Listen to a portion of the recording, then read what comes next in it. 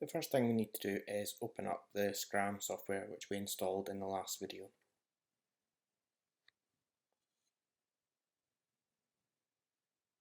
When the software opens, you will see down the left hand side we have track pieces. As standard when it installs, we've got the triang TT, so we need to change this for our,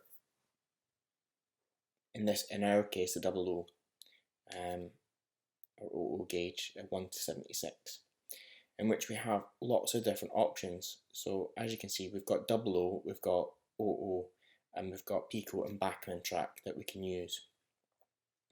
So first of all, I'm just going to add a couple of types of track that I use and I can get from my local model shop.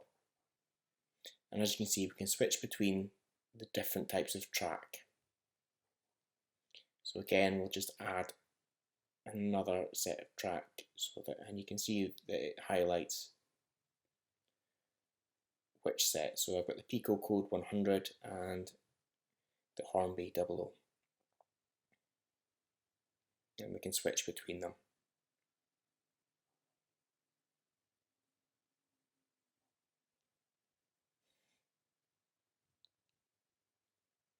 So as you can see, all the track pieces are all marked with their respective part numbers. So the next thing we need to do is add our baseboard.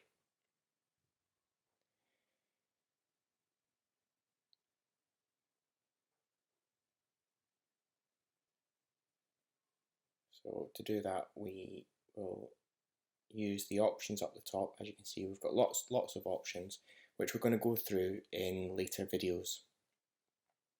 And first of all, we need the toolbox to add our baseboard.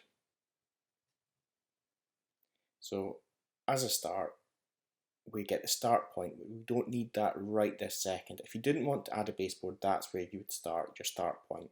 But we're going to put a baseboard in first, and we're going to do a rectangular baseboard, which is obviously the most common. If you're doing a round the room layout, you need all the measurements of your different baseboards. So we'll do a rectangular baseboard to start with.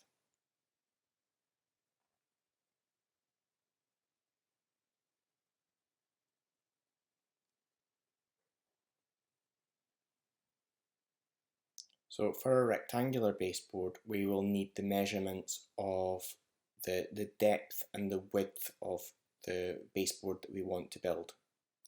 And these are all in millimeters. So as you can see, the rulers around the sides are all in millimeters, from 0, in this case, to 1800, and 900 down the side. So our long edge, our A edge, is going to be 1600, which is 1.6 meters.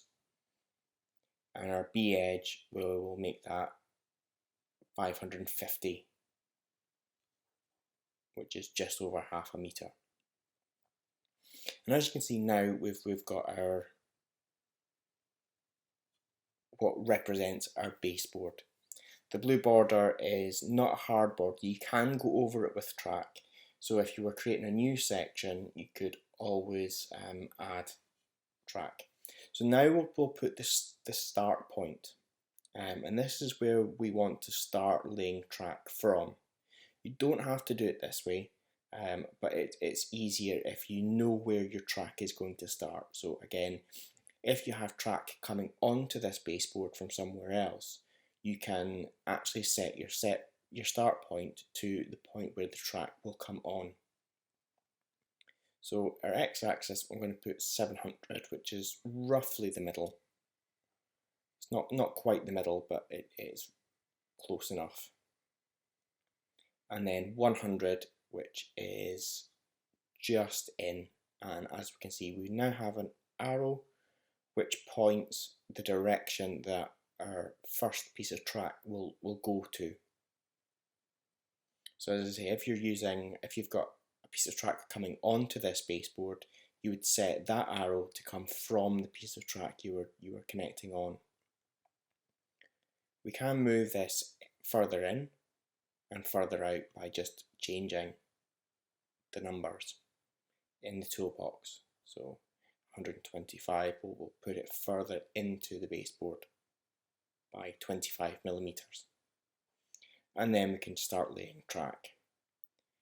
We can then add another start point. So if we were doing a two track layout, we can set another start point. And as you can see, the red arrow goes back to the position of the start point you set, regardless of the track you already have laid. It doesn't know that there's track there. So you can overlay track and you can put track too close. So you do have to be careful with your measurements.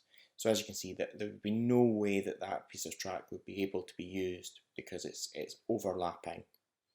So again, it's very easy just to undo and then add the new track.